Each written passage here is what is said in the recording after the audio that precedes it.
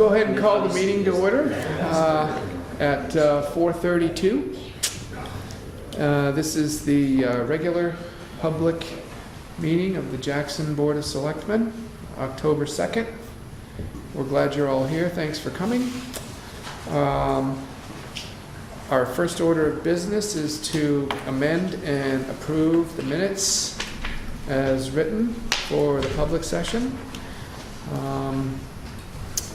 Either one of you, have you had a chance to go through the minutes? You're okay with it? John? Okay, I'll entertain a motion to approve the minutes from the public meeting session on September 18th. So moved. Second? Second? Okay. All those in favor? Aye. All right, and excellent. So that.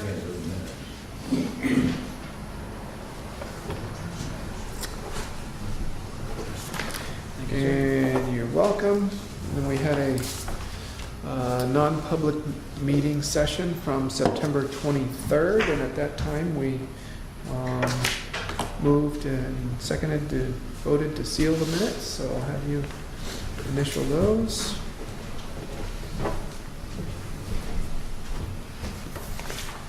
Oh, backside, get you both. Yeah, I know. You're gonna earn it.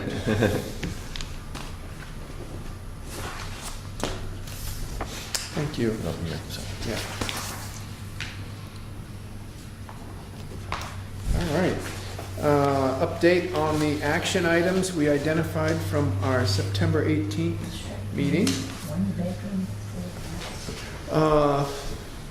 Bill had no action items. John, you were going to contract Andrew Beal about the parking lot at the Doublehead? I have dropped an email, but I haven't heard back from him yet. Okay. I'm sure they got a lot going on right now, so right. This may not be something that's going to be immediate anyways. Right, so. right. Wasn't urgent to begin with, No. so we'll just keep rolling that over and keep us posted when you hear something back. And so my action items, we're going to have the road agent contact the Brooks and let them know that when the work will start on the culvert going across the road. They were notified. That'll be a spring project, and so that was all set. And we also ended up with an action item for the Jackson Falls. And Conservation Committee, you're going to spend some time on the Jackson Falls here, right? If we can. Yeah. With Okay. one brief item, actually. Okay. All right. You want to put that down under building inspector? Are you going to be able to be here a while? Or? Sure. Okay. Excellent. Just move that down. Action item, Julie Atwell. We're going to call Gail at the school regarding the bushes. I think the call was made, huh? I believe they were trimmed. Yeah. Yes, they were. And that's what they wanted, right? I guess. Sean, are they good? Looks good now. That was all an invasive species. Is it? What is it? That was bittersweet or Bittersweet. Yeah, right, yeah. Bittersweet. Yeah, and that was one hell of a thing to get rid of. So that was probably a good It's move. not gone. Yeah. Oh, I know, it's not Right. gone.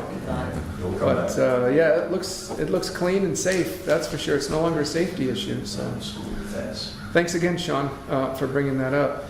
Julie Hoyt was going to contact Dr. Carrier regarding the underground piping for the garden hose and electrical wire. That was done, and that's why Suzanne Scoliarmo is here. She's here representing the garden, society, right? Garden club. Well, yes, Okay. among other things. And I'll just briefly go Many through hats. this because Julie's not here. Dr. Carrier called me and let me know that the initial plan to have a machine come and go and set that hose and electrical wiring underneath the driveway kind of fell through. It was going to be $300 an hour. Probably take an hour to get it here and set it up, a couple hours to use it, an hour back. It seemed cost prohibitive to him. So he put together a plan B here that was going to cost a little bit less money and seemed to make a little bit more sense to him. Suzanne, would you like to talk about the project where it stands now? And Yes, I am. you can come up and Dr. sit or stay where you're Yeah, at, whatever's. Dr. Carrier did ask me to come and speak to the importance of the Heritage Path. I come as a citizen of Jackson who's been involved with this path since its inception in 2003. I also was a member of the Historical Society at that time and also a member of the Garden Club. And so I just want to briefly acquaint you with this project. So I have some information that I will share with you about it and why I think it is so important to Jackson. I've had so many questions over the years as I work on the path as to, oh, this is nice, oh, what is it about? And if you haven't walked the path, you might not even be aware of the memorial stone that's there. Larry Sieber can add anything that he wants because he was one of the guiding lights in the beginning. The Heritage Path commemorates the first 112 families who resided in Jackson when the bridge was built. And the Historical Society deemed it very appropriate to put those names on that rock out there with asterisks next to all of the families who are still here. Now, as most garden projects, it starts out like a great idea, but then somebody has to take care of it. So if you turn to the second page, this is what's happened. Over the 10 years since that path was constructed and designed, some of us in the Garden Club did help with it just because we were citizens of Jackson.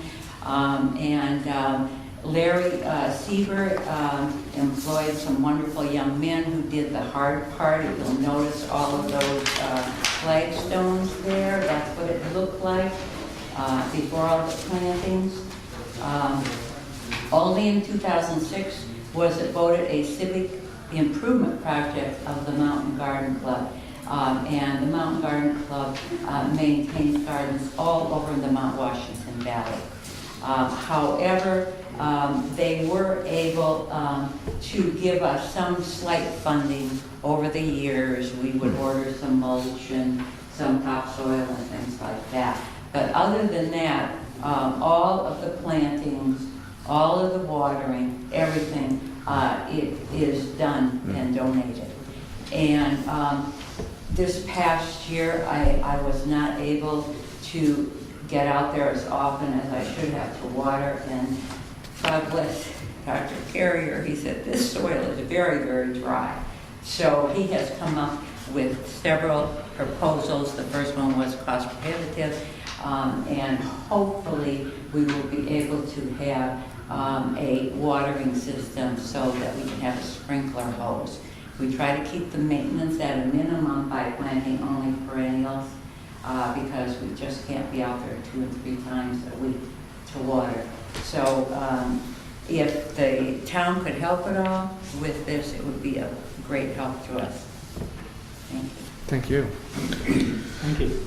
So the proposal is to cut across the driveway out front and set conduit in, and at the same time that we set a conduit in to run a hose underneath the driveway, and that would connect to a timer on the other side of the driveway and basically allow the Mountain Garden Club to install a soaker hose system on a timer. Because the machine was not cost effective to bring up here and use to go under without disturbing, Dr. Carrier's talked to the old library committee and felt like if we cut and put this in roughly the same time they're gonna be doing that project. He's already talked to the pavers, and the pavers would come and pave over where they cut. The cut is gonna be somewhere between a foot and a half wide, that they're gonna need to take out to set that PVC pipe with the hose in it and with the electrical conduit in there. Larry, am I missing something with that? That sound pretty accurate to you? Okay, so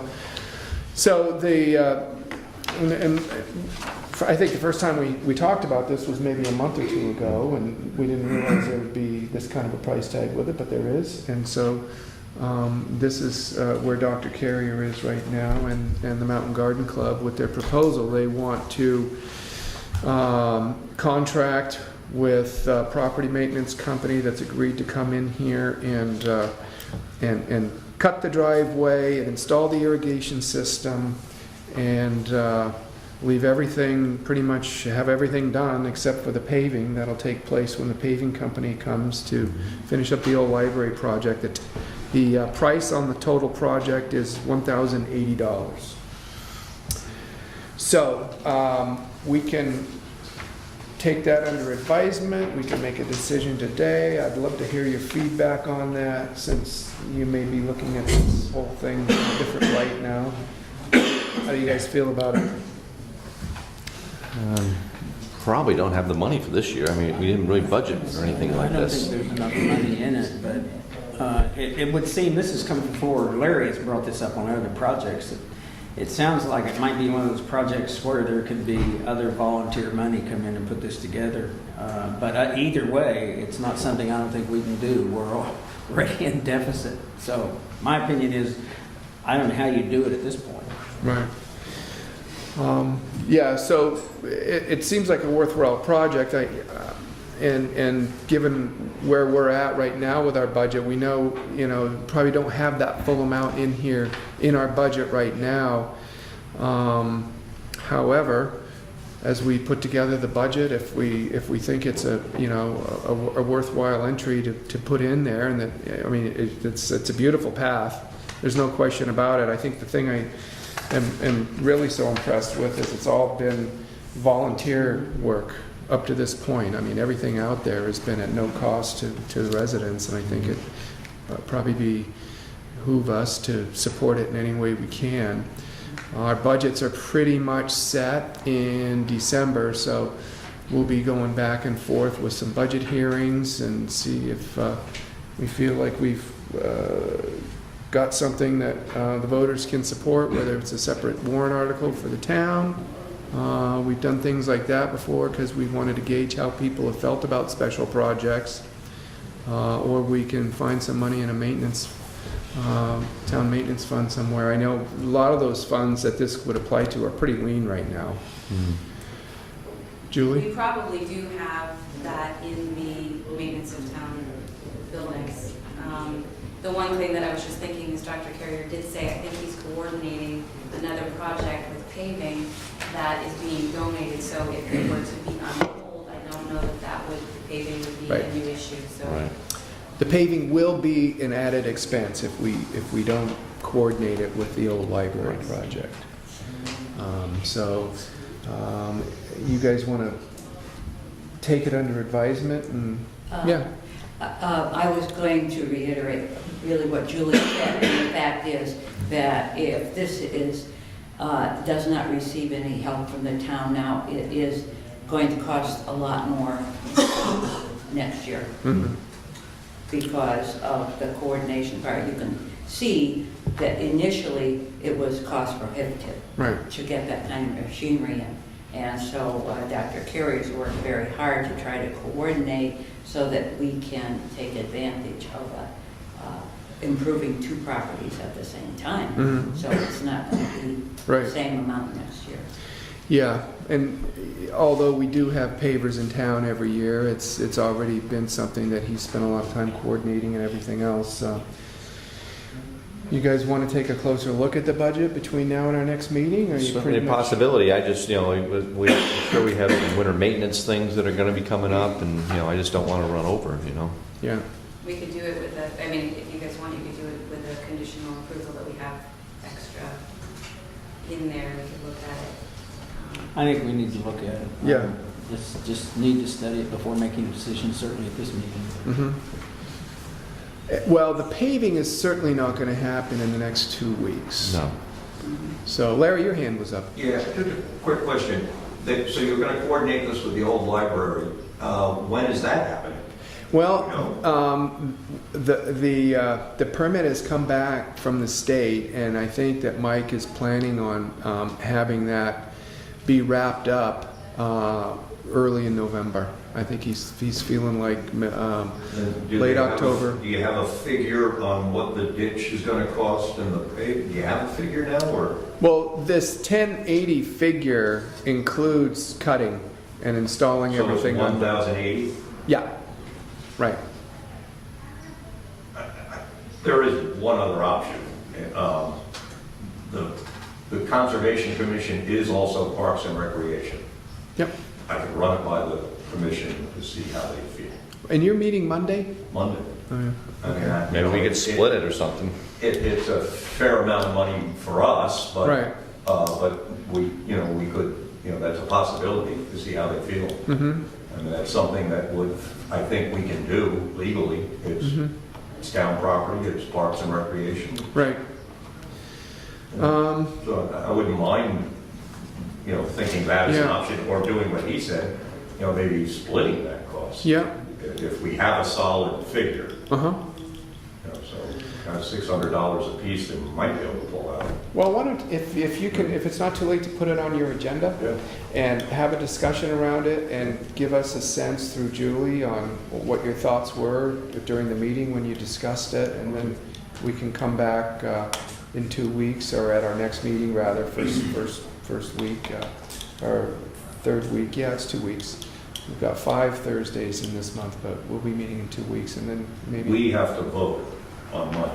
So we would either have to vote on Monday, or we'd have to vote on November, the first Monday in November. Yeah, That's what so I'm just yeah, throwing that out there as a possibility. okay, all right, And I don't know how they feel about it. yeah. I'm not sure what the electricity is for.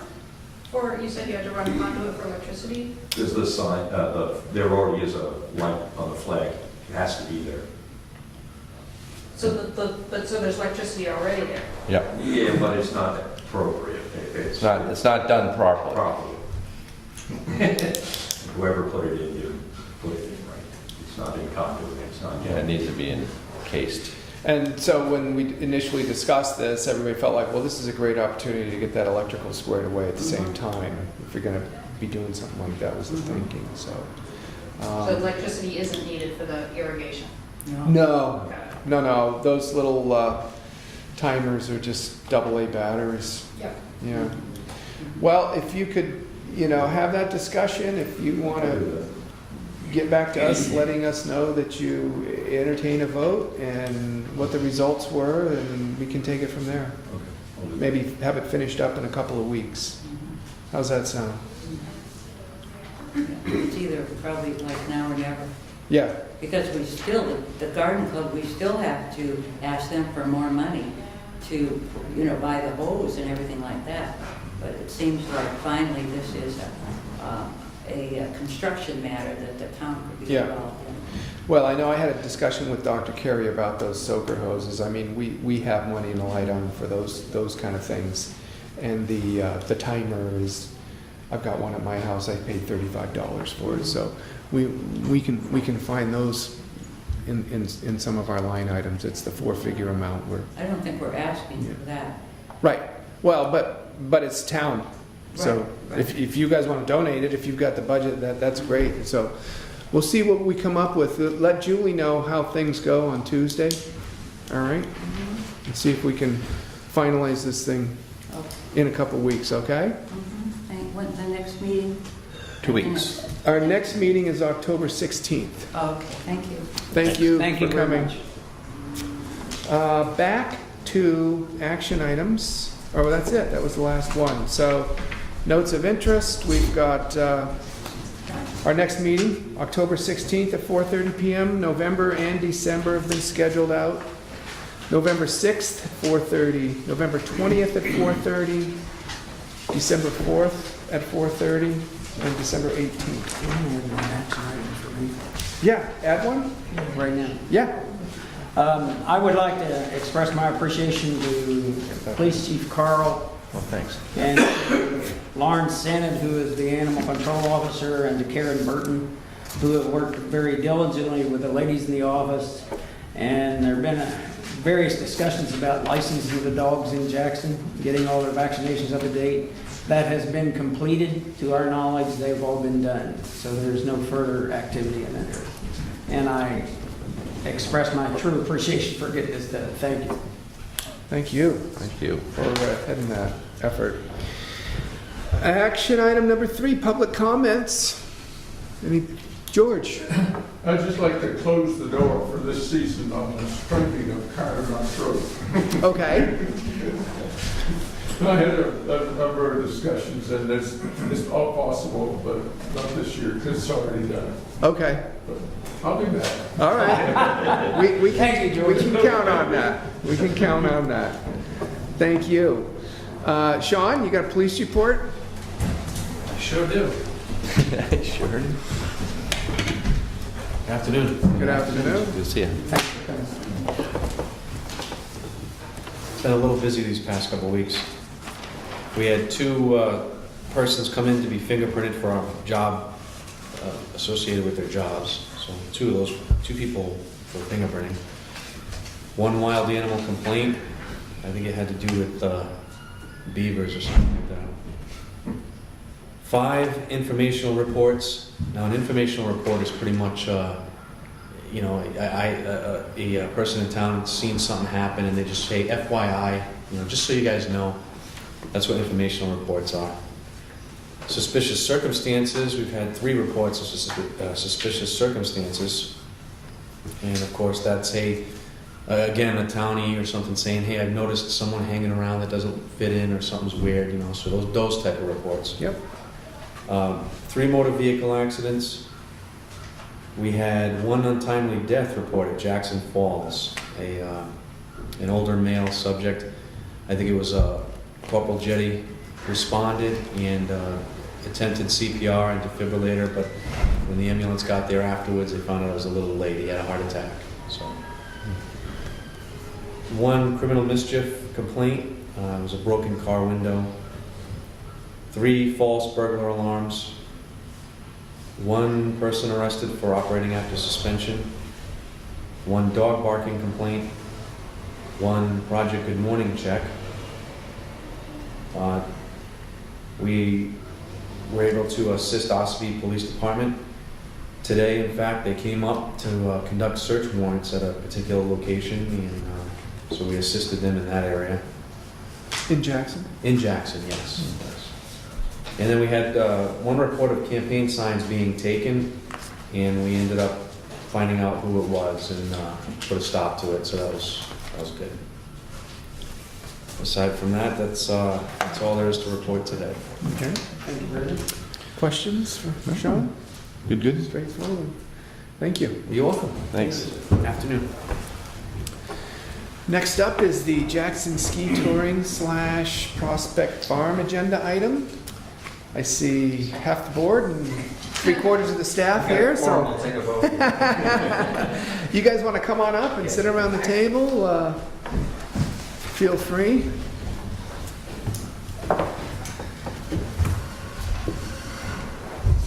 Thanks for coming, Ken. Brianne, nice to see you. This is And John? How you doing? Ken, I see you all the time. okay. So, and this is kind of pretty much a result of a number of different meetings that have taken place around Prospect Farm, and so in an effort to kind of get at the bottom of what we're using up there and how that Prospect Farm area came to be part of the town. Invited Brianne, who's the new executive director, and Ken, who's president of the board, or No, just no, somebody I'm just on the the board board. director. Just to just come and kind of fill us in on what their plans are up there, what they'd like to share about what's going on up there, anything we need to know as we kind of transition into a new executive director. And I appreciate you guys making yourselves available. If anybody out there would like a map, we've got plenty here. Julie, why don't you pass those around if anybody wants them? Some extras as well. We might be referencing the map, who knows? At least take it home and keep it, right? Take it home and keep it. We want to see you on the trails. Yeah. Well, first, thanks for putting us on the agenda. And it might be worthwhile just taking a step backwards a little bit, just so that everybody has a common understanding of the Jackson Ski Touring Foundation. As many of you know, Tom Perkins has retired, and part of what I'd like to do tonight here is also just officially introduce Breanne as the new executive director of the Jackson Ski Touring Foundation. We're very pleased to have her take that position. And it's also a time when an organization, when you have a major change in leadership, you want to sort of take a step back, ask what's working, what's not working, to reach back out to the other members of the community and so forth that we interact with, to try to make sure that we can reestablish the best lines of communications and so forth. And that's a normal thing that an organization should do during a transition period. So that's part of what's ongoing at Jackson right now. I also just want to sort of reinforce the fact that Jackson Ski Touring Foundation is an activity a lot like hunting and fishing and other kinds of activities that actually can't happen unless we operate on other people's lands. And as a consequence, part of our activities actually happen on town lands. And some of our trails are on Prospect Farm, and some of our trails are actually right out the back door out here. So it's probably a good time to take a step back and just sort of, as we are reaching out to all the landowners that we operate on, to sort of reestablish and make sure that all is growing. And also to examine some of the new opportunities out there. Jackson is actually not much different than the Mount Washington Valley Ski Touring Foundation, where it's a nonprofit, just as Jackson Ski Touring Foundation is. It operates in part on private landowners, and as many know, it also operates on town land, such as Whitaker Woods. So what's happening here in Jackson is a model that you can actually find replicated in a number of other places. It's not just this is a unique thing that happens here.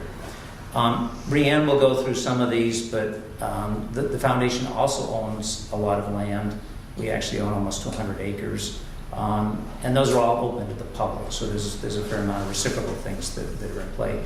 And Breanne will go through some of those details there. I do want to also point out that Jackson is like any nonprofit. We have to pay the people that work for Jackson a living wage. We have to buy piston bullies that cost $200,000. The amount of diesel fuel we go through probably is right up there with what the town goes through when it tries to plow its roads all winter and so forth, which is part of the reasons why we have a fee system that's associated with the services. You don't go to Memorial Hospital to get a free operation, and we can't provide services without getting some sort of revenue stream to help cover those costs. So with that, what I'd like to do is to give Breanne an opportunity to just run through some of the interactions, because our interaction with the town is much more than just Prospect Farm. And I think as we try to take a look at what's in play out here, it's actually good to understand the full picture and not just Prospect Farm. And we will also try to answer some of those questions. I know Breanne has been meeting with the Conservation Commission as well, because some of our trails are up there. So with that, I will let Breanne, I do want to mention that Breanne is actually a resident of Jackson. She's moved in town in 2008. She's been working with the Touring Foundation since 2009. As I say, she lives in town with her husband and her dog, so she's not somebody from the outside. She's actually been I'm not sure in Jackson, unless you've lived here at least 50 years, you're considered a resident. But I noticed the Kimball name was on this list on the Heritage Park, so I know I at least qualify. But Breanne, I will let you just go through some of these things. Yes, thank you for that. I had the pleasure of meeting Bob recently, so it's nice to meet Same you here. as well. Yes, like what Ken said, we are a community-based nonprofit foundation. And we really have just a wonderful relationship with the town, and we want to rekindle that. And just to bring to light some of the services that we provide for the town, we of course contribute to the Jackson Grammar School by allowing them to hold gym classes, after school programs at our facility. We donate staff time when volunteers are short, parents are busy. We do everything we can do to help with that. We provided recently the only legal parking opportunities to access Prospect Farm during the winter months. Because as you know, you can't park on the side of the road there. That's not really legal. So we're pretty excited to be able to provide that free parking access to the town for anybody to enjoy those lands. And we also wanted to bring to light that, within the last few years, we do have about 14 kilometers of dog-friendly trails all on town lands. And we're really trying to do more to let that known. If you look at our most recent publication of our map, we do have a dog icon next to the trails that are pet friendly. And we've also increased our signage on those trails as well by a paw print, a blue paw print on those. So we're trying to let that out there, let people know about that as well. And of course we provide free skiing for all Jackson youth from birth to age 18. So we also give a price break as low as we absolutely can to all Jackson residents when purchasing their season pass. And not only to mention the economic benefits that the ski touring brings to all of the businesses and real estate here in the town. So we're very proud to do all that we do for the Jackson community. Mm-hmm. And it may be worth just going through on our trail system. I think a lot of people get confused as to where our trails are on Prospect Farm, because a lot of the trail system that we actually operate up there is actually through a special use permit on White Mountain National Forest. And you might want to just walk them through which is which. And there is one part of that. Most of the trails up there that are on town land are dog friendly, with the exception of part of it on town property. And you may want to go through some of that. Yes. So for any of those who just need some extra reference to our trail legend, you can find that up here in the upper left corner of your trail map. That will tell you that this background color, this green color of our map, is all National Forest Service lands. All the white background of this is all privately owned residential lands. And this tan or brownish color are town and other conservation area lands as well. Also in this legend, you can see a little red snowshoe that indicates the snowshoe access, as well as the little dog icon. And those aren't on the actual trails, but they're down below on your key. Yes. Yeah. Those are located down below. So, just by looking at that, you can see that, Prospect Farm specifically, the majority of the Wildcat Valley Trail, the lower part of that, begins on privately owned residential lands, and then steps into town lands for a little bit. If you were heading out on the big red letter is 5A, so to speak. You're only in town land for just a brief moment there. The same goes for heading out the Quail Trail number 65 on your map.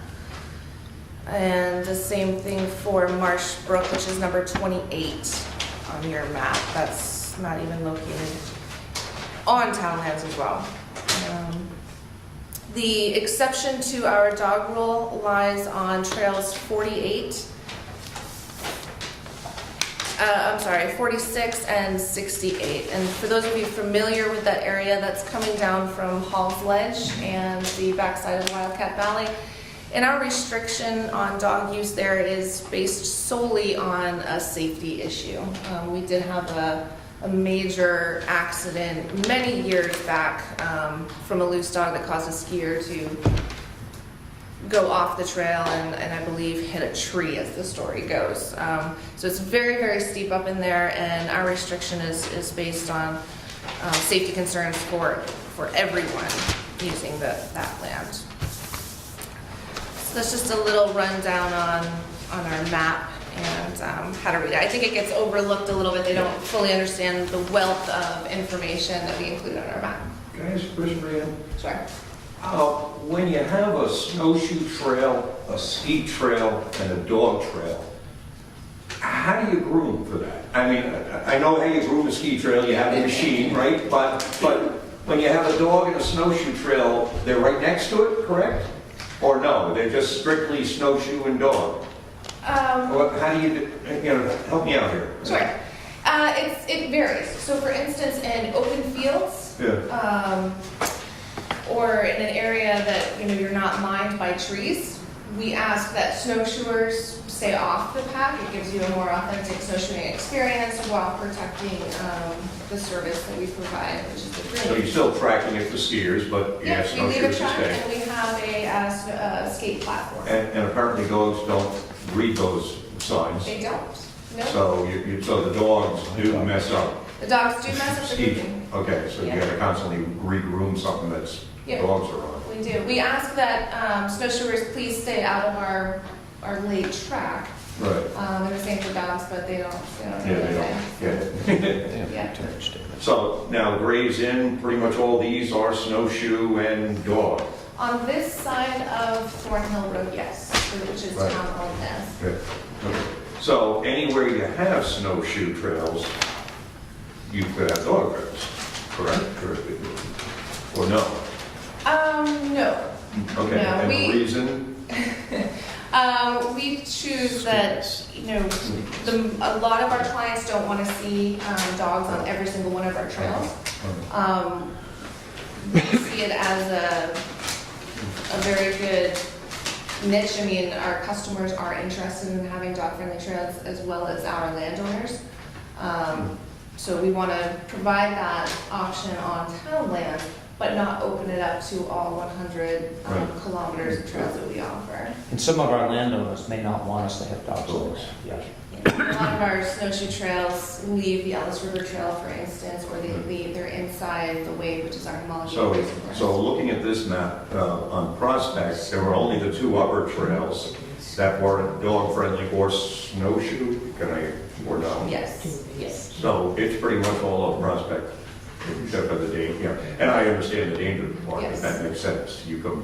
My dog used to take me off my skis every damn time when I come downhill. And most Nordic skis don't have edges, so you don't quite have that response time. Okay, thank you. Yeah. And I should mention in that list, actually, of the property that Jackson owns, it's actually the majority of the immediate part of the water precinct's watershed. As you start up the Ellis River, the bulk of that land until you hit the National Forest, which is the most critical part of the watershed for the Jackson Water Precinct, is actually under the ownership of Jackson Ski Touring Foundation. And those lands are open, with the exclusion during the winter of the need to pay a fee service for use of the trails, just as a hospital has to charge fees. Otherwise, during the year, those are open to the public with the exclusion of non-mountain biking and some other activities, just because some of the adjacent landowners don't want that activity, and we can't let them start on ours and then progress onto the adjacent landowner's property. Right, yeah. But our 200 acres, Where is that noticed? Like if I wanted to go take a walk, how do I find out what you own? if you're going up the Ellis River, and I assume you've been up the Ellis River. There's a sign. There's not a sign that says, because actually you start on Water Precinct property, and then you move on to private property for a short distance, and then you're back onto Jackson Ski Touring Foundation. And then I believe that there's actually a U.S. Forest Service sign when you actually go into this Forest Service property. Right. But you're saying your property is open all summer, correct? It's not posted. It's not posted, okay. So, yeah, I've never heard of that before. And we own a parcel up toward the end of Carter Notch Road that was donated, which is the Holcomb property. That's the same. There's some lovely snowshoe trails. It's a very lovely place to go snowshoeing there. And we also own a parcel on Route 16 North. If you're heading up towards Pinkham Notch, you might see a green trailer on the side of the road. That's our timing trailer. And I wouldn't say it's very enjoyable there for recreation, but you're welcome to go out and enjoy that anytime you wish. And as Brianne mentioned, the parking actually just before Joni White's house is actually on property owned by Jackson Ski Touring Foundation. So anybody in the winter that is parking there to access any of those properties, because that's the only two legal places to park in the winter up there, is that parking lot and then the new parking lot that we've actually put in, which is on private land. That's not on Forest Service land, and that's not on town land. And Jackson pays to plow those out. So anybody accessing those during the winter is actually going into the only parking out there, which is provided. Otherwise, unless you know somebody, you're going to have to park way downtown and walk up there. And the new parking lot that the Forest Service has put out is actually not accessible during the winter. And all, as I say, all of the plowing that happens up there for those is actually done by Jackson Ski Touring Foundation. What would you say is the capacity of the new one? 20-something? Yeah. About 26, yeah, closer to 30 if people park respectfully. Yeah. And the lower one? It's more about 6. That was 6 to 10. Yeah. 6 to 10. I've parked there before. That's a pretty small one. Okay. We wanted to make that bigger, but there's constraints because of the conservation easement that was on the land before it was donated. Otherwise, we would have tried to make more Yeah. access up there, but we can't. Okay. Anybody else have any questions about any of this? I know it's been a topic at the Conservation Committee meeting as well, and so we thought we'd invite a board member and Brianne to come and just kind of fill us in on stuff, and finding a way to kind of formalize that agreement is something that we've talked about as well. And I know I've got a homeowners meeting coming up soon, and I live in an association that Ski Touring Foundation uses, and I know it's that time of the year. So, what other questions do we have? I don't have any other than I appreciate the I call it donation, I guess, that the Ski Touring Association makes to the town of Jackson. It's a very significant play in the town of Jackson. There's no question about that. That's the reason I bought a house in Jackson. We are happy to do it. That is our mission. So we're proud to do that. How about you, John? Well Anything said. more? No, I'm good. So, and I'll say, if it wasn't for the Jackson Ski Touring Foundation, my son wouldn't be on the Canada High Nordic ski team, and he is right now. I crow about him every chance I get, so I'll throw that Actually, one out there, Brianne too. forgot to mention it, but we do allow use of our facilities for free for the high schools when they need a race Right. venue. A Yeah. lot of times if they have issues like at Whitaker Woods or something, Mm-hmm. they'll jump up and use our facilities. So those are a number of the sort of return things. Mhm. I mean, we recognize we're using some town property, but vice versa, between the school and the town. These are some of the services we try to. And I appreciate you doing that. I mean, you go above and beyond.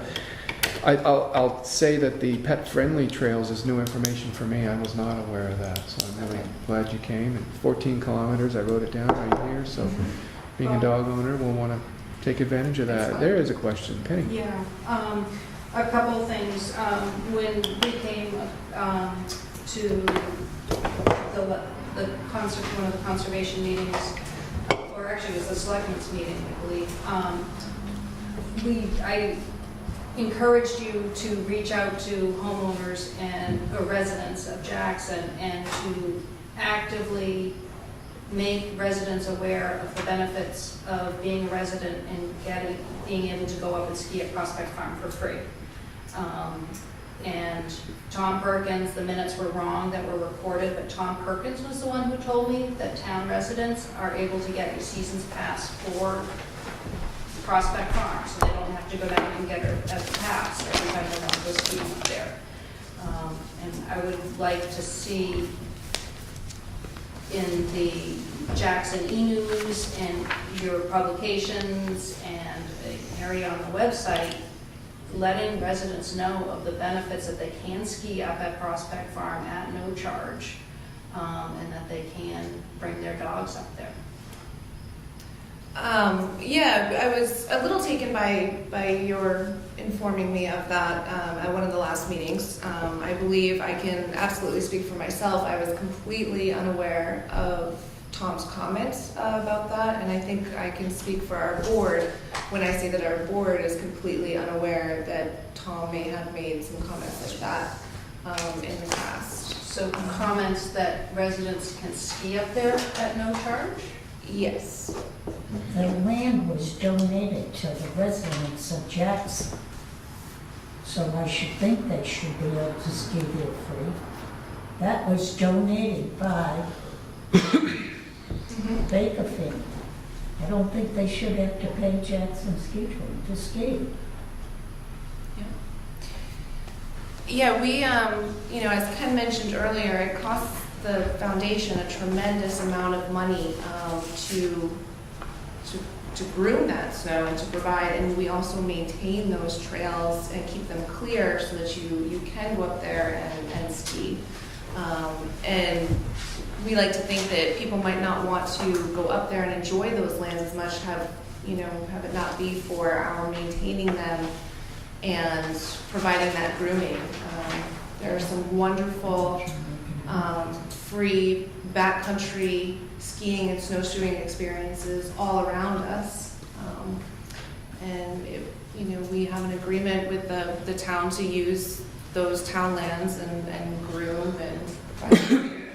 I don't understand that you actually do have an agreement with the town. I mean, I've asked for a written agreement to see what the yearly agreement is, and I haven't been made aware of anything yet. And in that agreement are the selectmen authorizing Jackson Ski Touring to collect fees from residents to ski on town land?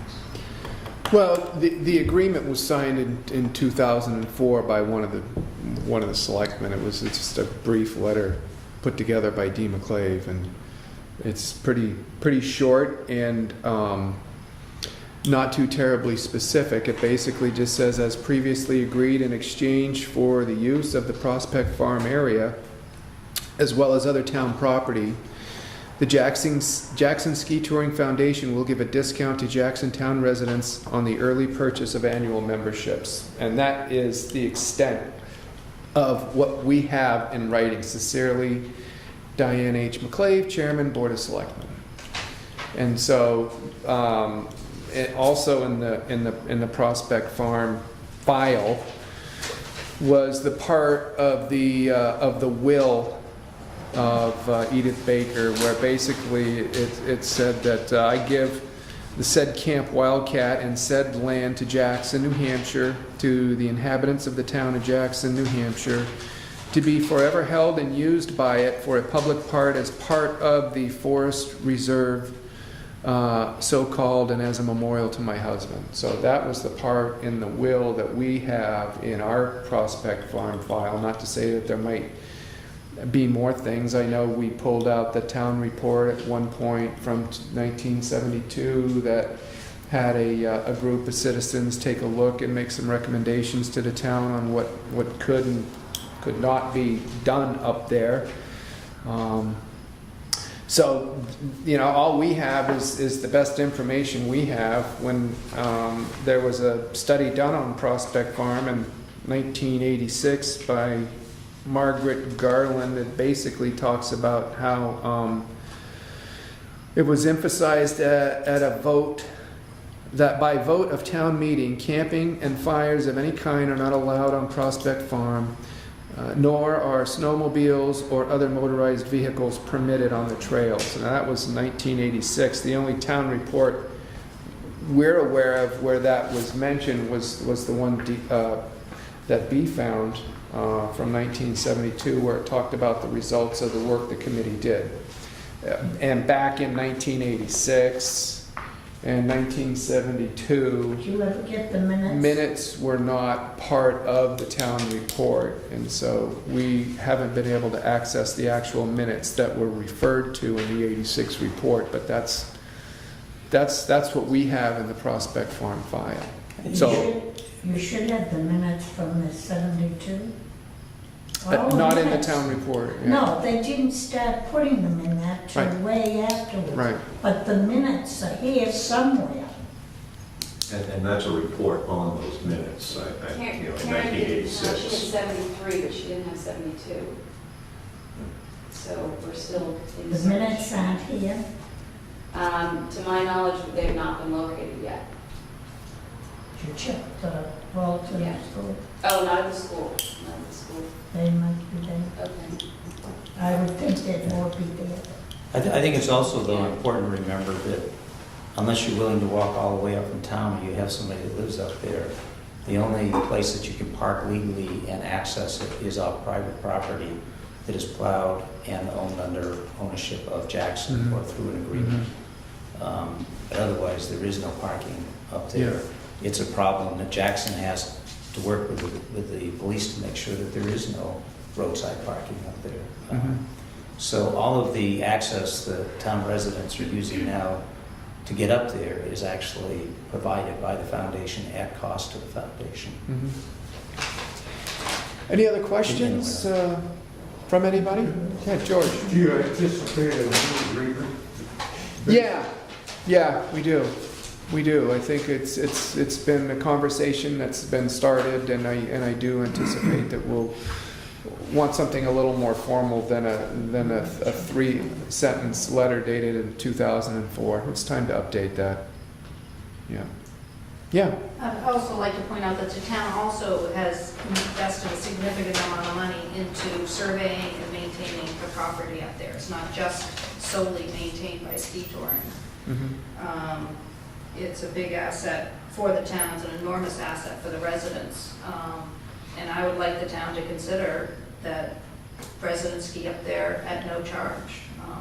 I'd also like the town to consider opening up more dog-friendly trails, because there aren't. There's, not you say that most of them are, but there's really only 3 that Some are places is what it is. dog-friendly. Are you saying 3 trails? But we have opened up This area as well? back here. And it's This whole 14 area kilometers. is totally open.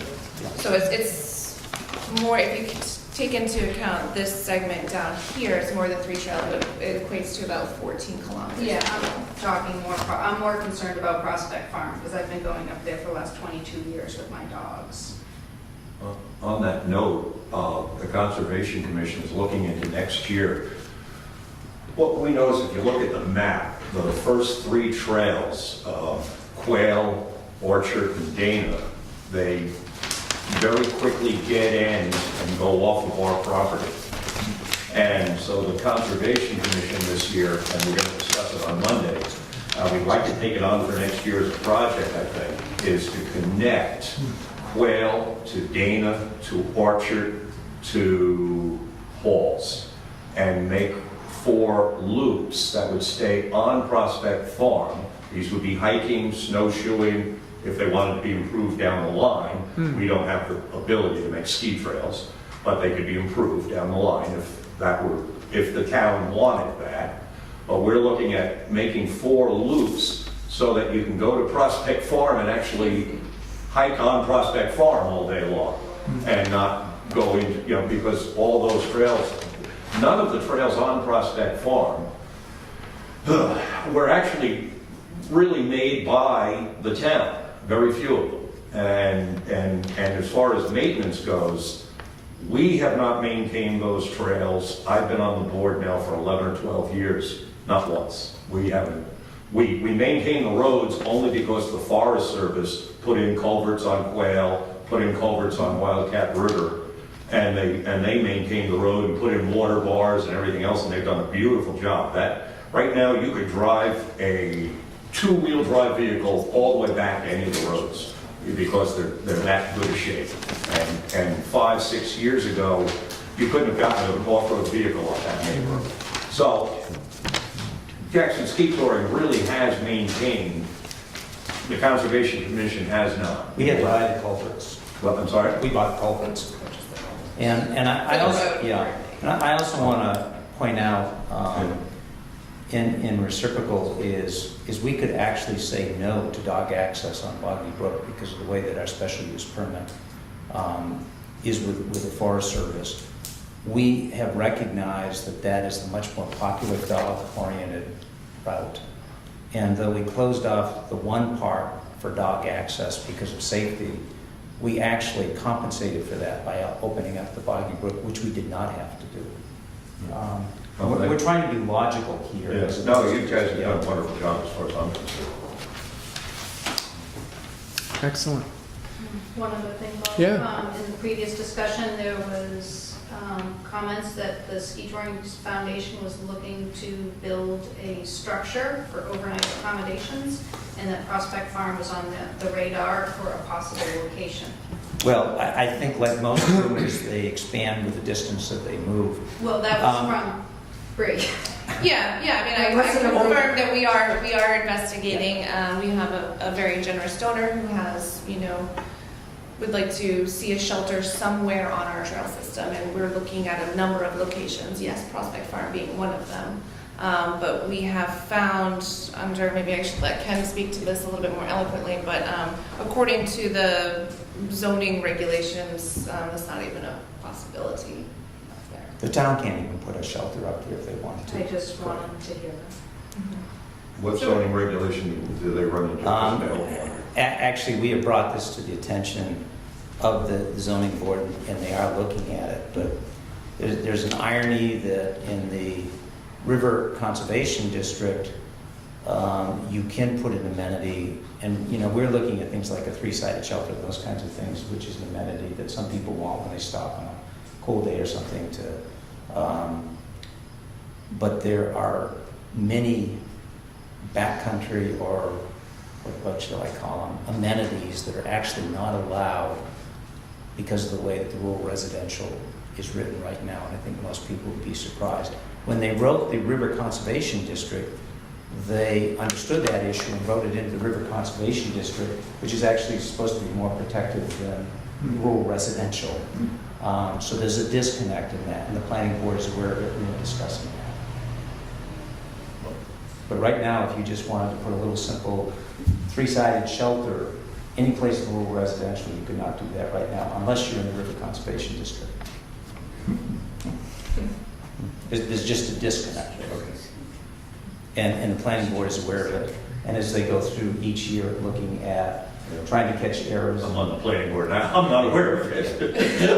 Same here. I know that my wife is. And I don't think it was intentional. I think it's just an oversight. Just kind of change the subject. Anything on Eagle Mountain erosion area there on the north side of the bridge? The river? Yeah, The river's doing what the river wants to do. I know. It was just going to be a problem for Eagle, and it's going to be a problem for Jackson. It's definitely on our radar. We've been talking about it all summer. Which actually is caused by the riprap that was put in on the other side of the area. Mm-hmm. Up above it? Yeah. You have Great Brook that's coming in. It's hitting there. There was some riprap that put there, so it's shooting it right back. And the fact that so much of the vegetation was clipped riverside, which is your natural area to slow down that kind of natural river erosion. There's very little there, and you can see where it's shooting through is you don't have any root wads or anything that really slow it down effectively. And we're more than aware of that because the slump on the Ellis, and we've had some other erosion up here due to natural. It's been very, very expensive for Jackson to remedy. The Ski Touring Foundation.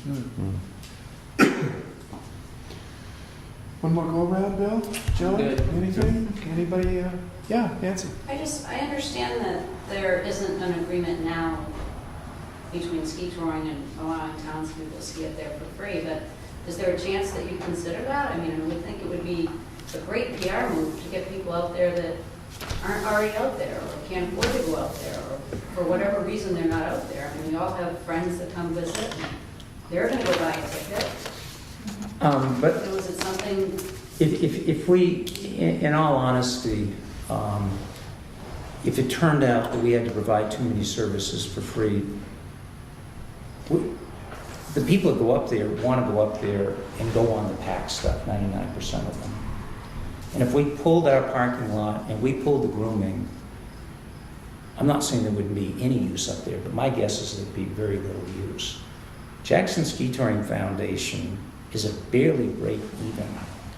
We're about a $500,000 a year expense to provide the services that we do to folks out there. And we have to, like many organizations, spend a great deal of that money before the season even starts, trail clearance, et cetera, et cetera.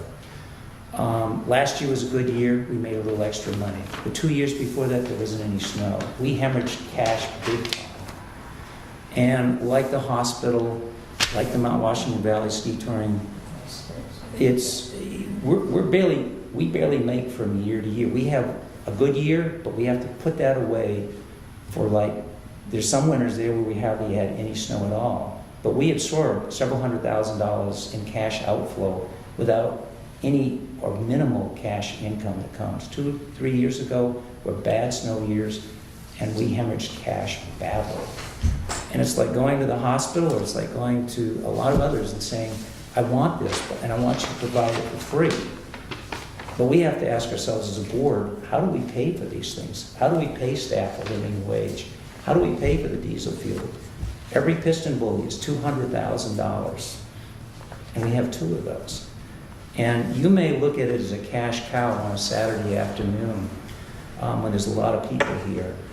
But the new bridge that's very popular that we put across just to get to Alice's Alley was $14,000. You can add up the number of tickets that cost. We can provide services for free, but we're going to have to pull back with the Jackson School and other things because that's where it comes from. well, I mean, I guess I'm not I'm just- displacing folks on the weekends, but I mean, even non-holiday, non-weekend periods. You know, my friends don't come up and visit on a weekend. You know, they're gonna come up midweek so that they can ski in But there's also a problem, area without yeah. crowds. volunteer. You know, I'm just But you're saying. going to park in Jackson's lots. We're going to have to pay to plow those. Do we turn around and charge people for parking them? I mean, that's the kind of thing that does not become a working reciprocal working relationship. It becomes, I give you a dime, but I'm going to charge you a dime here. To us, that's a much more ineffective way of having a working relationship. I mean, the town can make a decision what it wants to do, but I think we need to be clear about what it forces us to start to do, which starts, we believe, will create more animosity than it will a stronger working relationship out there. Brianne and Ken, we do have a time limit here to our meeting, but I would like to thank you for coming in and entertaining so many questions from the town. We have relaxed rules of order. I think everybody had an opportunity to provide some input, and I know I learned a lot. And certainly, anybody that wants to continue the discussion can probably figure out where you guys are and how to find you and how to continue those discussions, and we invite that. Thank you for coming in and educating us on what you've got going on up there, and let's all pray for snow. Thank you very much. Thank you. Thank you. Agenda item 6 is next up. The building inspector. And I'll just briefly read the building inspector's report here, or it is brief. Maybe I should have stayed in Florida. It's been a crazy week for building safety. Building permits.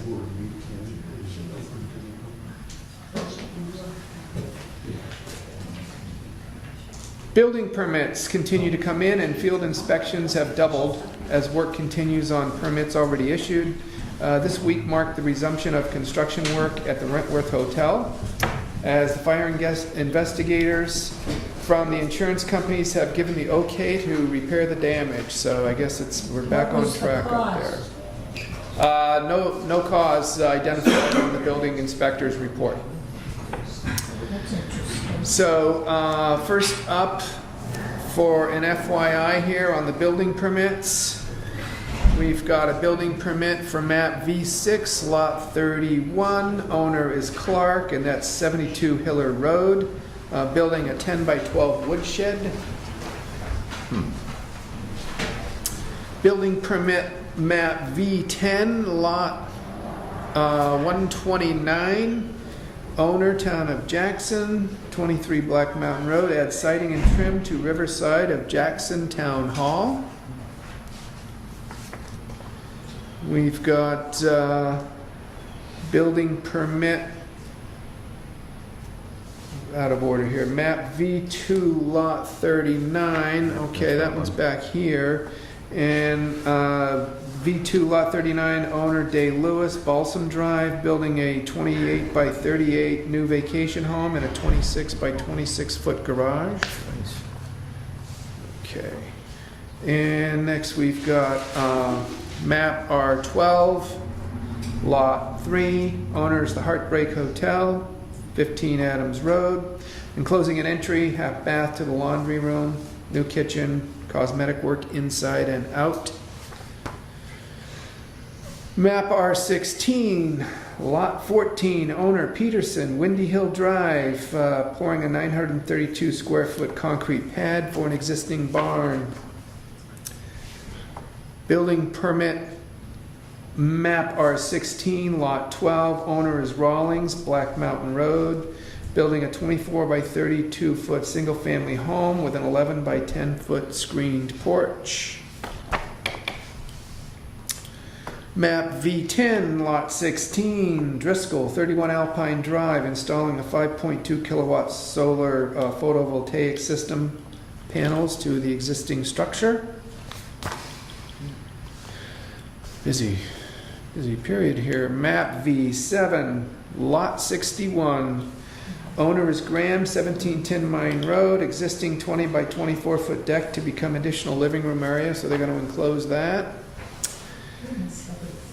Map R9, lot 3, owner Miller, 12 Partridge Road, construct a new 1-bedroom, 4-bath home and partial remodel, foundation not to exceed 1,600 square feet. All I think signed it's by backwards, isn't it? Kevin Bennett. We're not really building 4 bathrooms. I was gonna say, what's wrong with that one? It's probably a 4-bedroom home and 1 bath. A 1-bedroom, 4-bath home, okay, Wow. got it. See a doctor. I read them as I see them. Okay, yeah, right. These are medical issues, thank you. All right, so, goody, and all those were signed by Kevin Bennett, building inspector. Can I ask a question on the building inspector? Yeah. Does he have hours that's available? Do you have an office? Does he have files? What kind of support? Yeah, he has office, an office, he's located over in the fire station. He works with Goody, who's got his fire inspection office over there. They've added another desk, and he's working out of the same office there as the office area as the fire inspector and the chief. And he has regular hours. I think he's always in there Wednesday. 8 to 4:30. Wednesday and Thursday. 8 to 4:30. Yeah. And a phone number and all that? It's the police department number. Fire department number. I think it's 3834090, I think is what it is. Yeah. It's Sounds done, it's in. Okay. Just a tidbit of information, we talked about him coming in for a review that'll happen in October. And we knew that this was going to be an excess in the budget, so we're going to have to face how to pay for this. So the town wanted an inspector, we have one now, but we got to figure out a way to pay for it. It's currently in deficit. So Okay, now is he on salary or hourly? he's hourly. Benefits? I don't know. No. He doesn't qualify for that. Well, I'm just Yeah, asking. that's okay. You're welcome These to things ask. seem to creep in and nobody knows. Well, the only thing I would say be this, the question, we went through trying to figure this out. And I remember you and I having this discussion, and we were talking about hiring this place from Vermont. And in so many words, you told me how crazy that would be. So what we did, we continued to look and ultimately ended up with, I think, a pretty decent solution at a very inexpensive cost.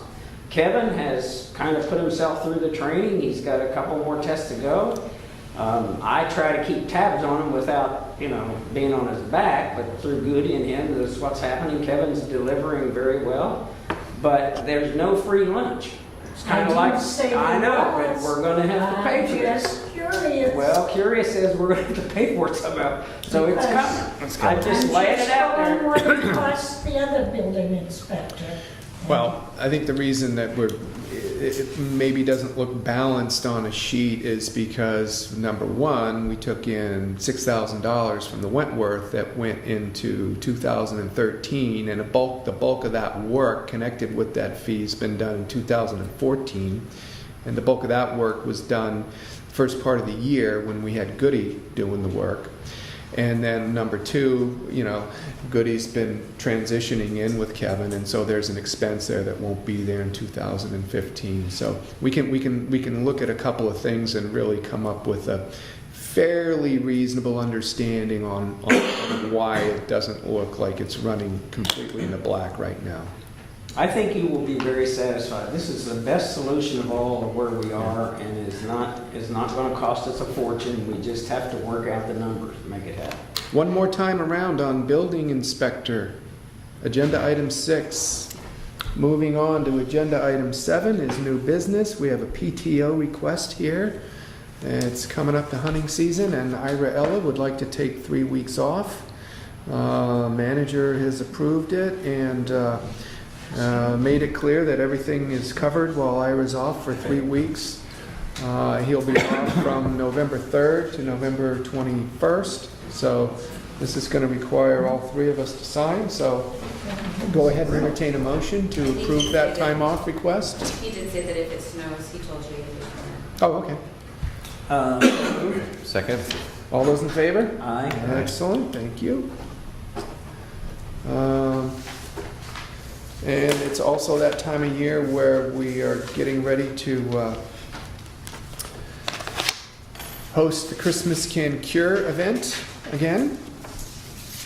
And I'll just read another letter from Dr. Carrier.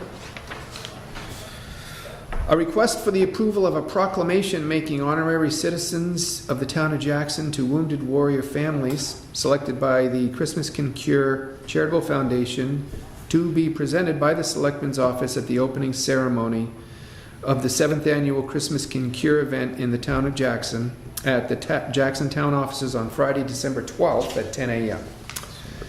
An example of the proclamation is enclosed. I think we all dealt with this last year, right. But at any rate, that's the request here. And so we need to go ahead and make official that we're going to put together another proclamation for Christmas Can Cure this year. So either one of you like to make a motion to approve this official proclamation? So moved. I'll second that. All those in favor? Aye.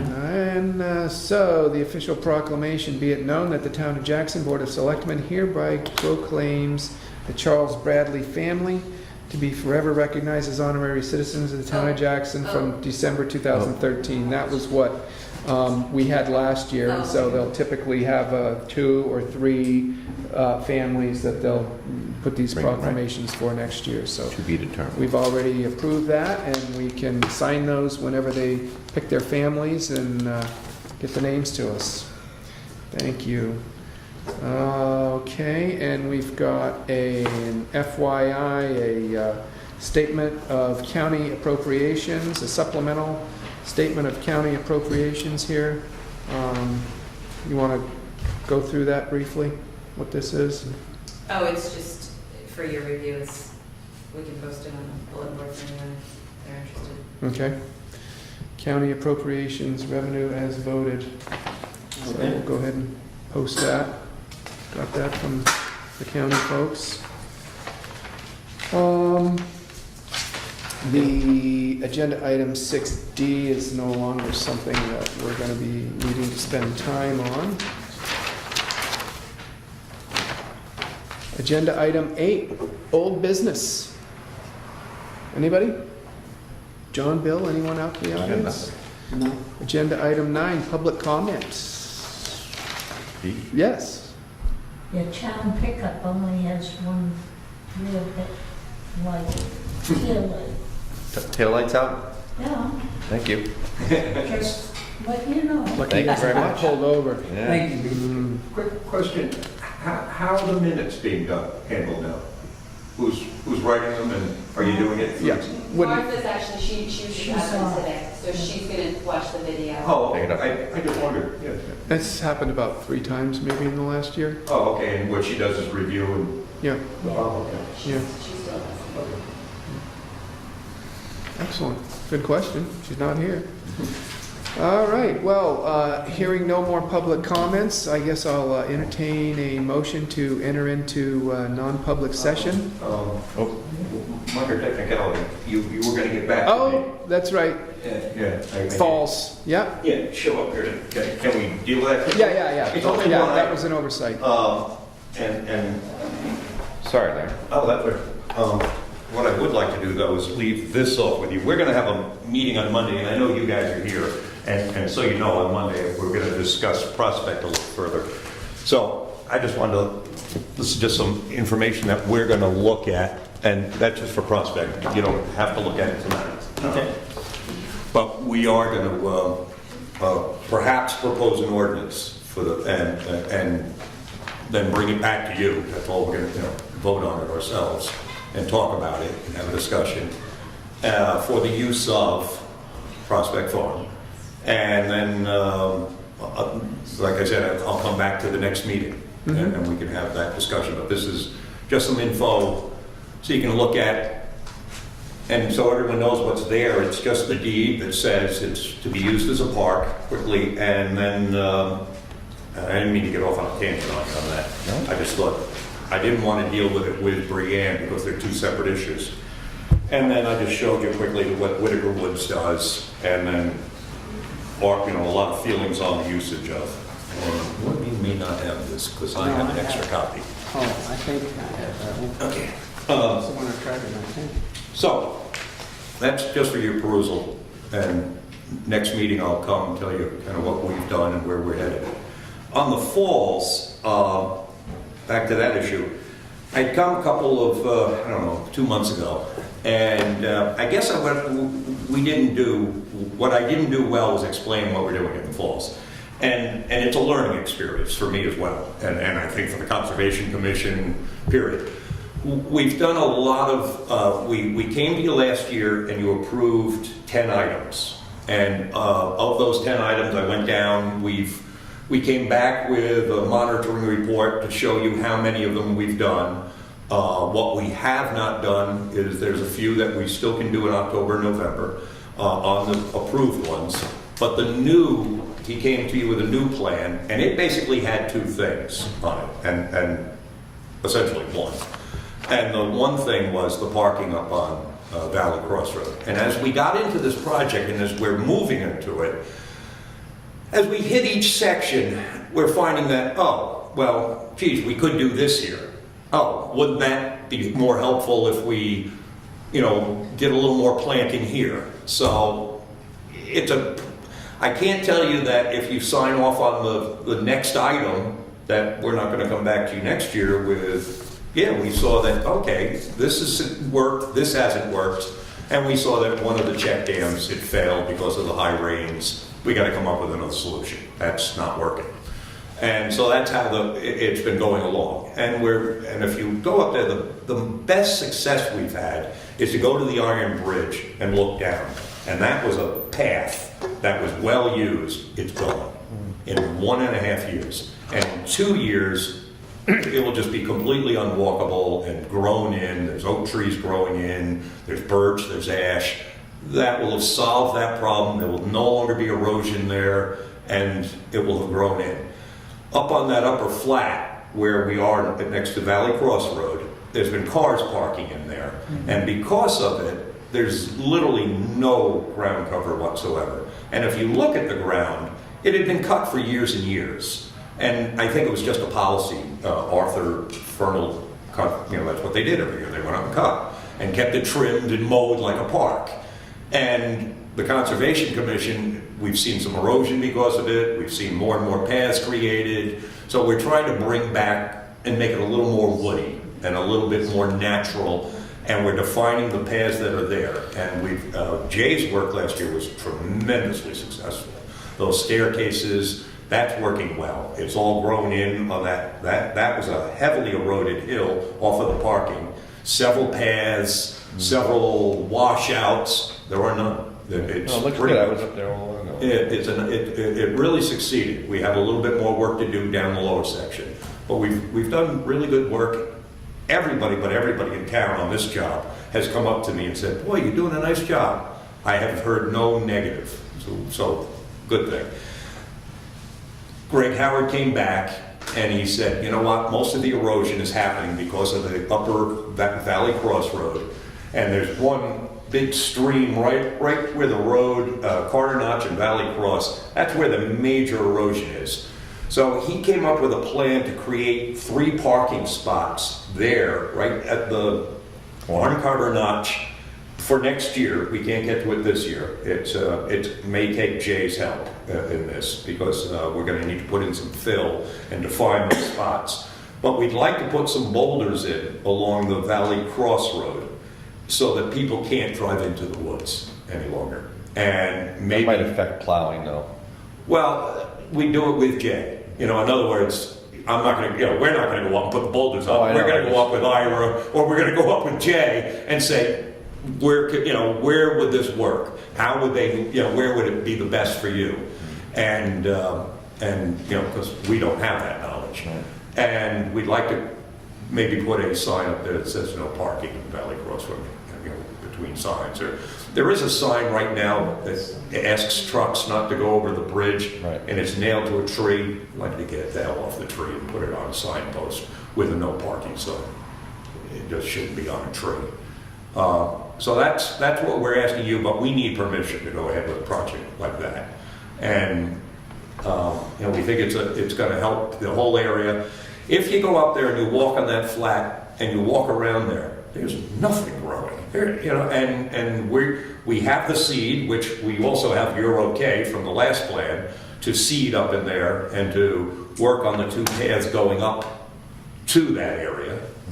So we're going to direct the traffic to the new 3-car parking area at the corner and basically try to reduce traffic going. There will be 1 path going up to where the bridge is, up onto the flat. And it will be a staircase, will be built in, so it'll be stone, it will look nice, it will fit with the area, and we'll try to seed on either side of it. But right now, there's just roots, and people are just walking the roots. They're not safe, they're not good, and so I just want to get an okay on that. If you let us go ahead and do that, but it won't be till, as I say, next year. I don't think we can get to it. And with Ira gone. I'm not uncomfortable saying yes, I'm just not sure what I'm saying yes to. Exactly. Yeah, so you need to walk up there maybe. Well, we talked about maybe getting something in writing that we can hold and file away along with that action I plan. handed it to you. Um, The last time I was here, I don't have copies now, but the last report, Updated one. July 2014, that I handed you, you guys, I can make copies and get you. Well, here, for whatever reason, and I apologize, but Yeah, sure. I have great faith in what you're doing up there. Yeah. No question. Okay, thank you. But it sounded like to me this was something brand new. And then, Well, the no parking is brand new this year to the plan, and that's why I've come is back. that the only thing we're talking about is no Stairs. parking? Well, I'm just uncomfortable if you're asking Yeah. for me to approve something. right. Is it, if you've already asked it, we've already approved, I guess we did. But it sounds like there's something else. I'm Well, no, fuzzy. the no parking. If it's only the no parking, I'm happy with it. Oh. I'm happy. Well, the new plan doesn't call for anything else except for the stairs, but the stairs were already included pretty much in the old plan in November 23rd, in the first. I'm really, I'm really okay. I have faith in you, I trust you and all that. Well, I guess I'm just confused. on Here's where the we're plan you going. approved, and the footpaths extending southerly along the steep westerly bank, that's the one going up to Valley Crossroad, okay, of the Wildcat River are unsafe. Recommendation, close or restore these footpaths. We've now looked at it. The What only page way you to close or restore them What is, page are you on? I'm on the page 7 of May 29, 2013, the first plan that we brought you. Well, let me ask you. And you this. guys signed off on 10 things. Hey, okay. And- What would you like us to sign off on today? What one thing. Tell me what the one thing is you're asking in addition to that we've already signed off on. Okay, the only other thing we want to do is stop parking on Valley Crossroad and put in boulders so that you can't park there or pull into the woods. Okay. And that's the only addition. I would say this, if that's what he's saying, the only thing he's asking us, as long as Oh. he coordinates us with Jay and everything. And create the 3 it's- parking spots. Okay, that's 2 things, the Right. boulders and the parking spots. And I'm okay with that, if that's really what only thing we're talking about. So I'm. Next year, I might come back to you and say, okay, we did this, and That's this. okay. Now we see, we've got some fine, that's erosion fine. near. And I appreciate covering us like that. I'm just trying to help you out here and say, Yeah. these 2 things, I'm okay with those 2 things. I make a The money- motion. is the money already approved for this, or is this? It's our money. Yeah, it's their money. You guys don't spend a so dime back- on this, so you're done. and we approve the money, you don't. We need your approval to do things. Yeah, I'm fine with it as long as Jay is comfortable with having boulders out there. I think that's going to be a Okay. deterrent, to be quite honest. But So the boulders can be far enough They back can be set in. So the boulders can be far enough back in so the plows won't be that's usually where obstructed, they deposit the snow. but far enough out so they'll deter parking? I could drive up there with Jay and see if he, Yeah. if he's okay, if he could do it. I'd be glad to go up with him, any day. Yeah.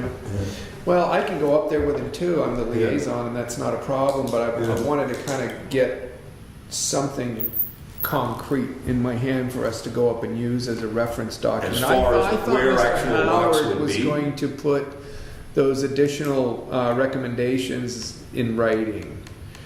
All right. The boulders and creating the no parking zone. All I'm working Yes. with is the May 29, 2013. I did come back to you. And I did give you July 1st, 2014. Yeah. And that has 2 recommendations. The current random access and parking along Valley Crossroad. Recommendation, restrict access and eliminate the parking along Valley Crossroad. Create parking along New Hampshire Route 16B near the intersection. That report came in as it was more or less an FYI that we didn't take any action on. So Right, I came we and I could- sat with you, and I said, this is our new action plan, and I wanted to bring it to you and let you think about it. There are only 2 items on it.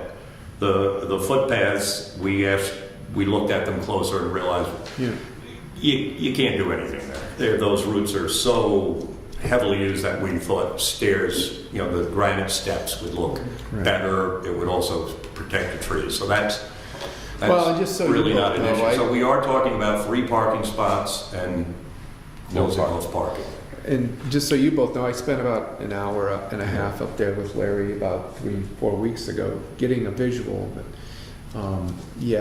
so I don't have that in my Jackson Falls folder file. So if you could scan and send that out, or print us hard copies and put in our box, so we've got that, that would be good. So the work you're referring to is documented in there, and you're not expecting us to approve anything beyond what's already in that, and that was Right. authored by Mr. Howard. Right. Okay. And I did bring it to you in July.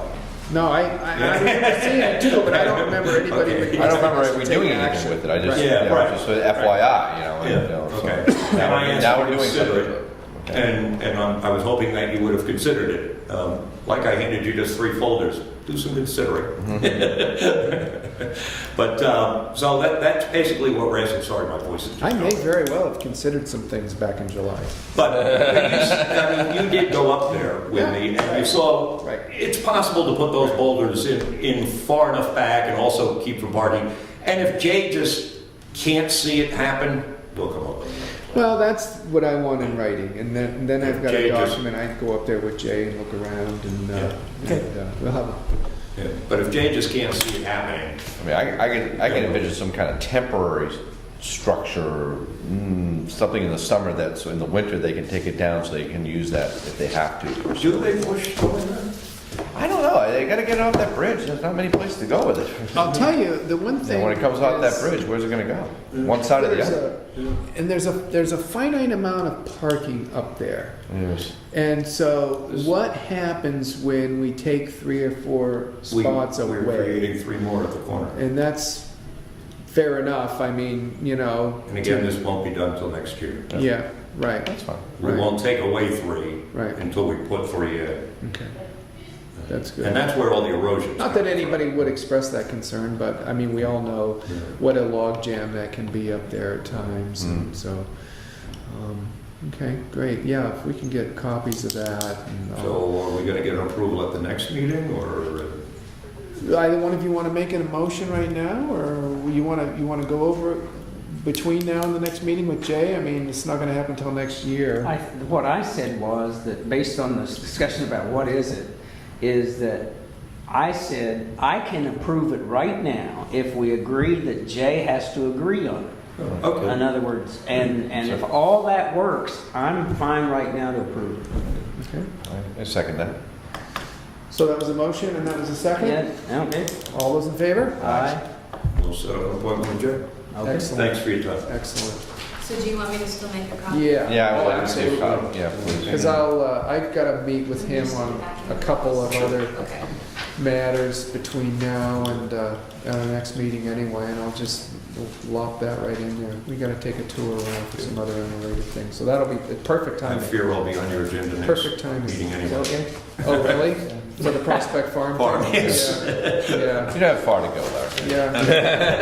I think we made some good headway thank you. tonight. Thanks, Larry. It seems like everything in your ordinance and the sample Whitaker Woods ordinance is real consistent with what we've got in our Prospect Farm file, and I don't think that ordinance is really going to be asking for any new restrictions based on the What's the? Conservation Committee's work from '72 and what's in the will and what's already recorded. I mean, it all seems pretty consistent, doesn't it? Yeah, I think so. You know, it's our job to look at what's best for the land. Right. That's Right. my role. Right. Yeah. And if, but on that note, if we do find that 100 people want to hunt up there, or 100 people want to use snowmobiles, maybe we should look at creating snowmobile trails. Well, it's Yeah. documented that no motorized vehicle use up there. Right. So that's, But there's a sign on our gate that says, if you'd like to drive your car up, there is a sign that says, come get the key to drive in, Right. residents. Right. And- Right. So that needs to be rectified. Yeah, let's Get that sign out of All right. Thank you, sir. there. Okay. do that at the same time we drop the boulders off. Drop the boulders off. Very good. Okay. All right. Now I'd like to entertain a motion to enter into non-public session based on RSA 91-A:32C. Matters which if discussed in public would likely affect the reputation of any person other than selectmen. So moved. So moved, second? All those in favor? Aye. Very good.